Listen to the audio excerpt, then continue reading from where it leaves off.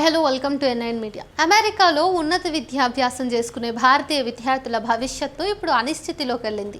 Trump ప్రభుత్వం ప్రతిపాదించిన ఈ కొత్త బిల్లు ఓపీటీ అంటే ఆప్షనల్ ప్రాక్టికల్ ట్రైనింగ్ ప్రోగ్రాంను రద్దు చేయాలని చూస్తోంది. ఈ పాలసీ మార్పు వల్ల అమెరికాలో డిగ్రీ పూర్తి చేసిన తర్వాత 3 సంవత్సరాలు పనిచేసే అవకాశాన్ని కోల్పోయే ప్రమాదం ఉంది. ప్రస్తుతం అమెరికాలో చదువుతున్న 3 లక్షల మంది భారతీయ విద్యార్థులకు ఇది పెద్ద షాక్. అసలు ఓపీటీ అంటే ఏంటి, ఇది ఎందుకు ముఖ్యమైంది అన్నది మనం చూసుకుంటే, ఇది అమెరికాలో ఉన్నత విద్యను పూర్తి చేసిన విదేశీ విద్యార్థులకు ఇచ్చే ఒక ప్రత్యేక అనుమతి. దీని ద్వారా F1 విద్యార్థి వీసా ఉన్నవారు తమ కోర్సు పూర్తి అయిన తర్వాత 12 నెలల పాటు ఏదైనా పని చేసుకోవచ్చు. స్టెమ్ అంటే సైన్స్, టెక్నాలజీ, ఇంజనీరింగ్, మ్యాథమెటిక్స్ విభాగాల్లో చదువుకున్న వారికి అదనంగా 24 నెలలు ఎక్సెప్షన్ ఇస్తారు. ఈ సమయంలో విద్యార్థులు H1B వీసా కోసం అర్హత సాధించడానికి ప్రయత్నిస్తారు. భారతీయ విద్యార్థులకు ఓపీటీ ఒక వరం. ఇది లేకపోతే వారు డిగ్రీ పూర్తి చేసిన తర్వాత వెంటనే అమెరికా వదిలి వెళ్లాల్సిన పరిస్థితి. ఇది వారి కెరీర్ భవిష్యత్తుపై పెద్ద ప్రభావం చూపిస్తుంది. ట్రంప్ ఎందుకు ఓపీటీని రద్దు చేయాలనుకుంటున్నారు? మరి ట్రంప్ ప్రభుత్వం ఓపీటీ విదేశీ విద్యార్థులు అమెరికన్ల ఉద్యోగాలను దోచుకుంటున్నారని ఆరోపిస్తోంది.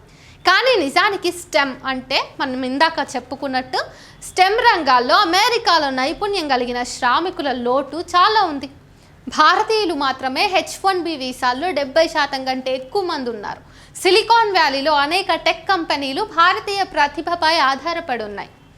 ఈ ఓపీటీ రద్దు అయితే ఏమవుతుంది అన్నది మనం చూసుకున్నట్టయితే, డిగ్రీ పూర్తయిన తర్వాత వెంటనే అమెరికాను వదిలి వెళ్లాల్సి వస్తుంది. ఇది చాలామంది విద్యార్థులకు భారీగా ఆర్థిక నష్టాన్ని కలిగిస్తుంది. ఎందుకంటే వాళ్ళు చదువుకోవడానికి భారీ మొత్తంలో బ్యాంకు రుణాలు తీసుకుని ఉంటారు.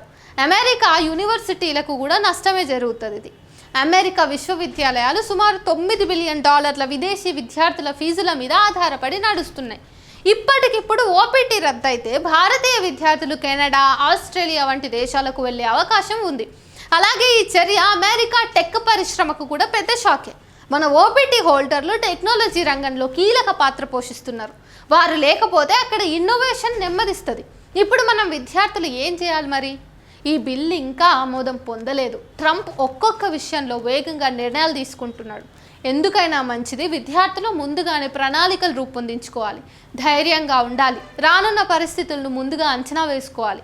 కొందరు ఇతర దేశాలలో అవకాశాలు అన్వేషిస్తున్నారు, మరికొందరు ఇండియాలోనే జాబ్ మార్కెట్లో ప్రవేశించాలనుకుంటున్నారు.